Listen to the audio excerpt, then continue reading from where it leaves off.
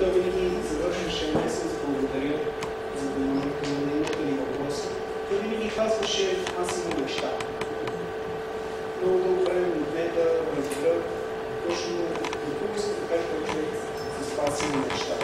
И един ден след като се прибрахме, че това е за успешно завършил, почна да се вичка по интернет и дори погледам каква е следващата технология, какво ще се случи в бъдещето. И тогава открих филма, който ще опише нашия живот след 10 години. Може да включите.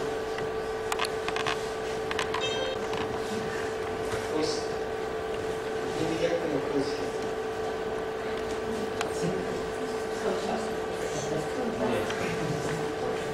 Фантастика, стъкло, друго.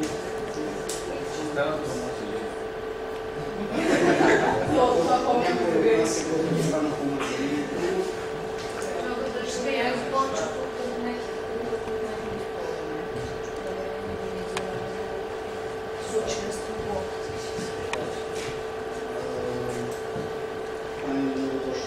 Всичко беше стъкло.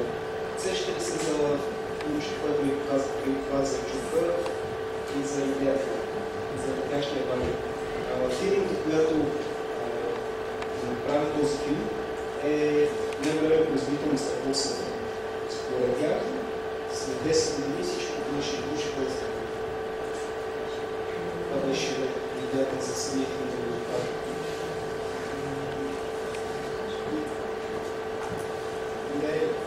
Да се покажа благодаря за вашето внимание.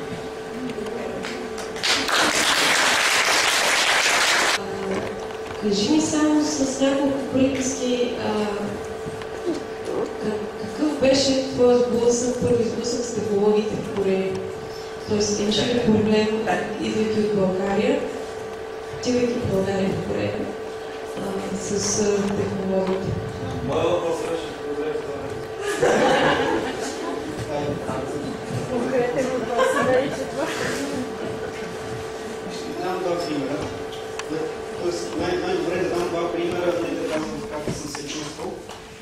2010 година, когато постигнах в град Дейчон, това е средностатистически малък град в Корея, само милиони и половина ще.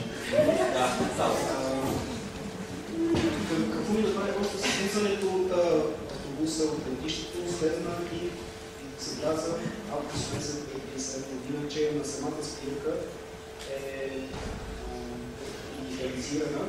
Имаше тачскрин екран, на който вървяха всички маршрути на автобуси.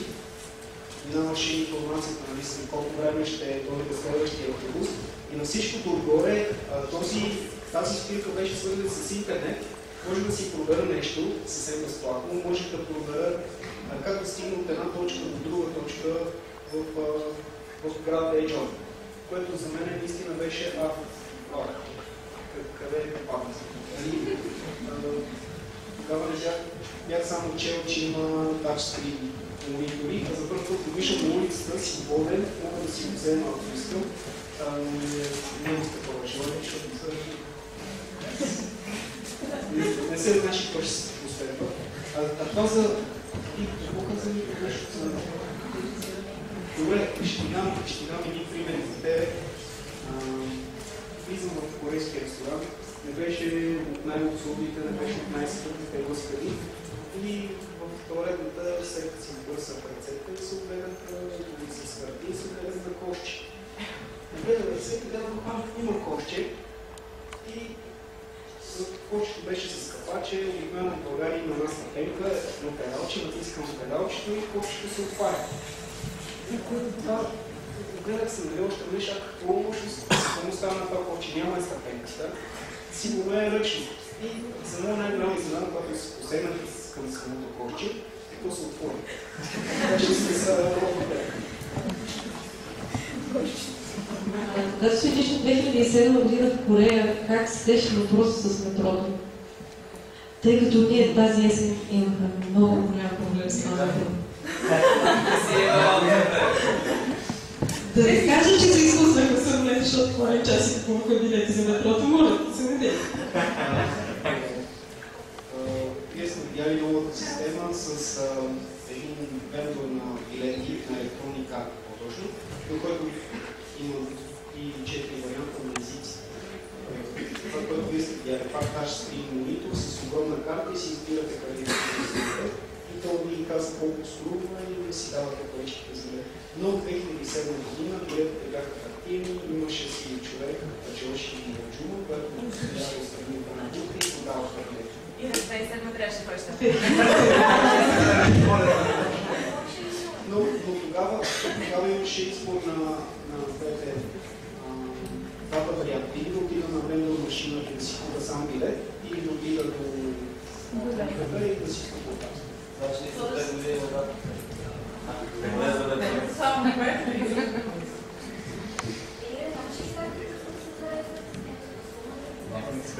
Ти знаеш ли как се зарежда карта? Добре. Ние сме се разбрали нещо, което направи впечатление преди 2 седмици в Стиксел. Бяха си сменили влакчета в самото метро и вътре в самите влакове вече имаше такива монитори, с които се следеше къде се намира самия влак и колко минути следват следващи. Това нямаше.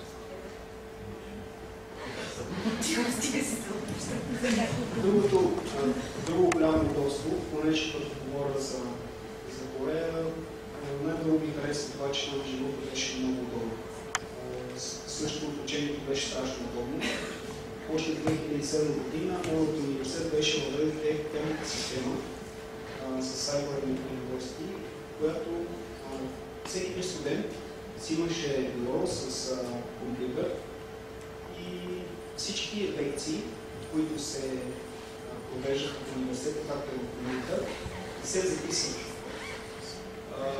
Всяко време, от всякъде, може да влезе в вебсайта на университета, да се регистрира с и парола и да гледам лекциите и на моят професор, да задавам въпроси онлайн, да разговарят.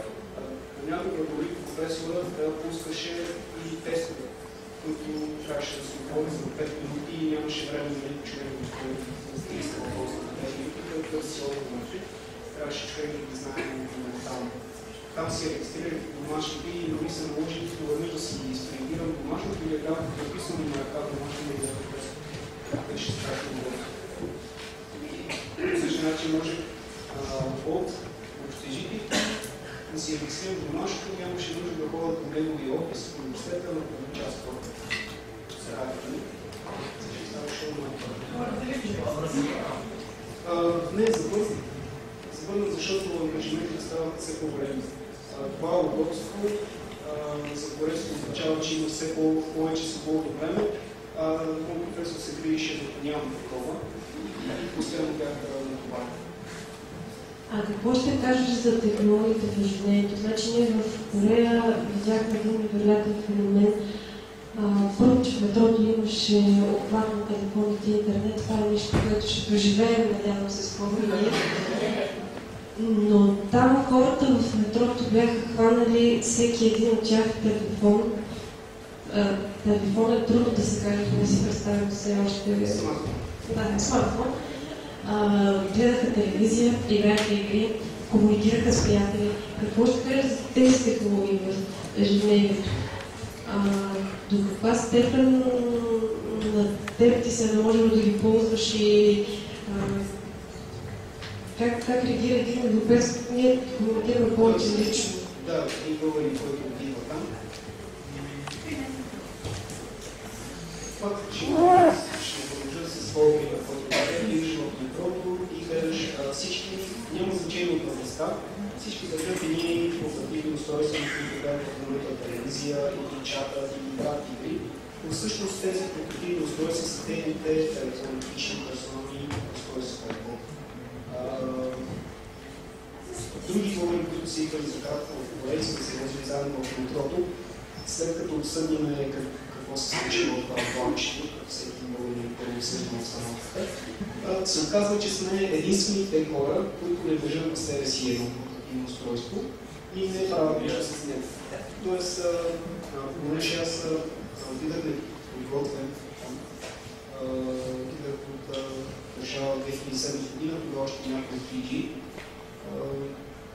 Нямахме такива устройства, бях само чел, бях само чувал, не бях виждал и аз имам доста време да се разбирам и да намеря положение своя си живот.